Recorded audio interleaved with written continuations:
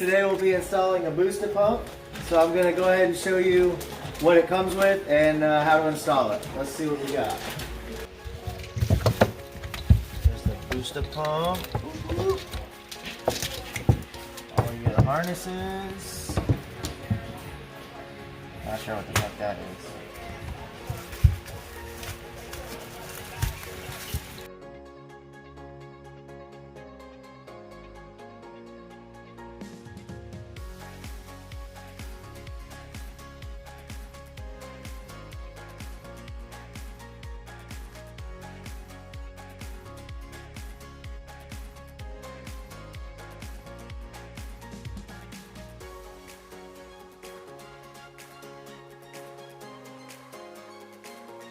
Then what you'll do is you'll come over here, take out the tail light support, and then there's another one right there that you'll just have to work loose.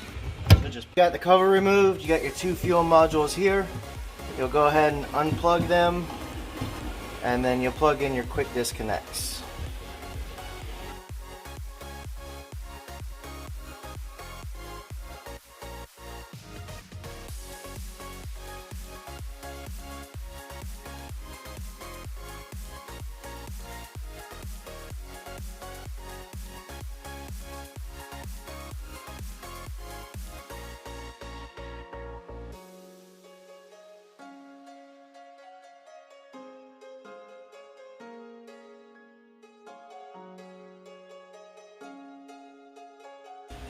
I'm going to go ahead and pull the battery. I like to make my installs really clean, so it's worth taking the time to go ahead and do it properly.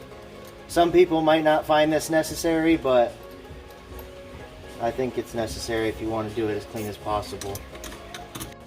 What you're going to need is a 10 millimeter socket or a wrench, just to go ahead and get this screw loose and this screw loose so you can pull these two cables off.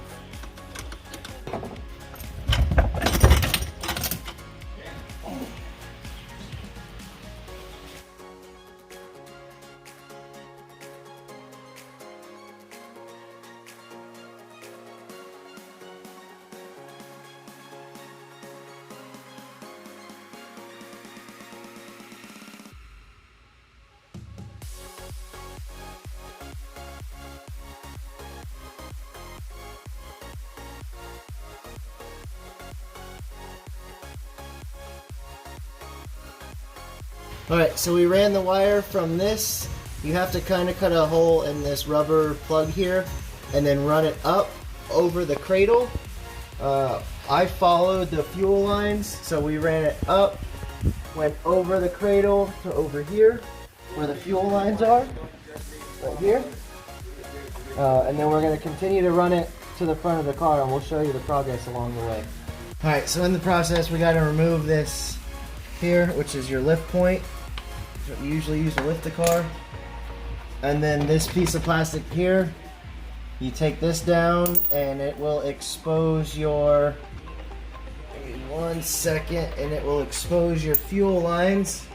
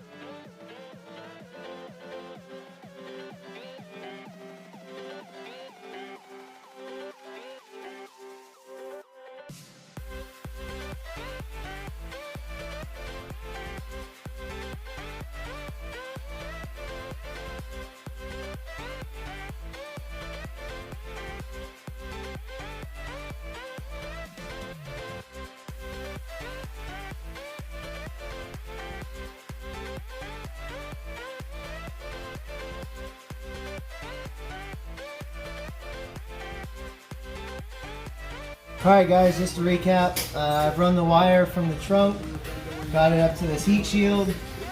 We spent a little bit of time on this, took me about a half hour or so to get everything run.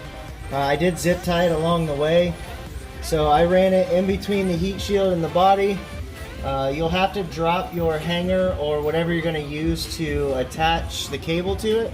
Attach it to the hanger, drop the hanger in from the engine side down, and then get your hanger attached to your cable and then pull it up through the engine bay.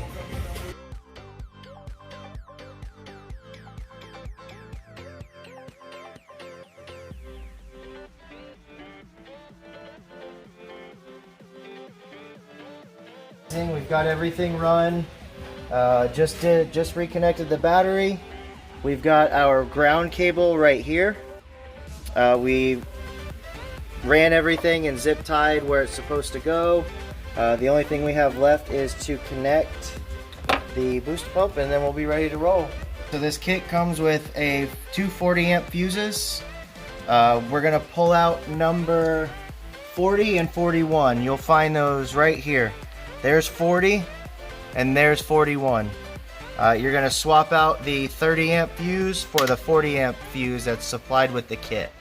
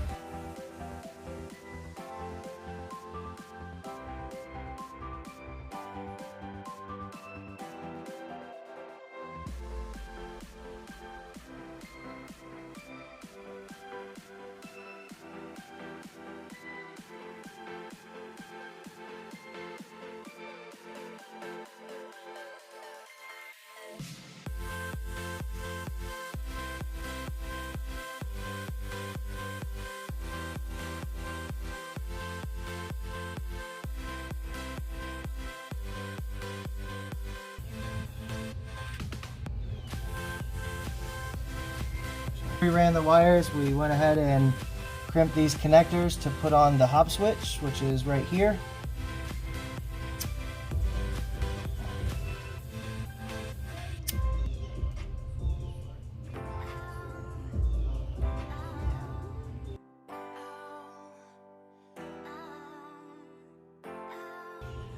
Alright, so we decided to mount our hob switch off of the supercharger because after doing a lot of talking to a lot of people, they said that the vibrations from the blower and the engine and the car, the vibrations are not good for the hob switch, and a lot of them have ended up breaking. So we attached ours to a rubber hose to help hopefully absorb some of those vibrations and make us not have to replace this thing in the long run.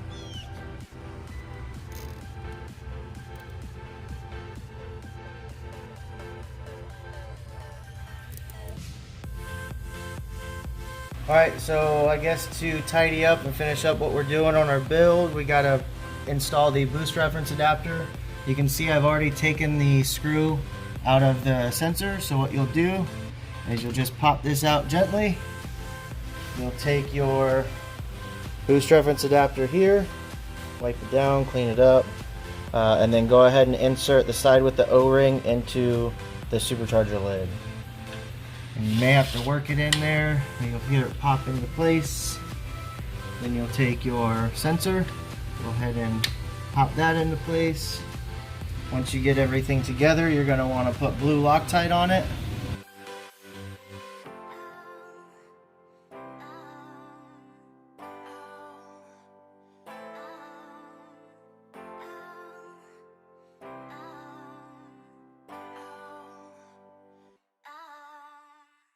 Alright, so go ahead and pop our hose on there, and then just to keep her tied down, we'll go ahead and put a zip tie around it. Make sure it doesn't come off.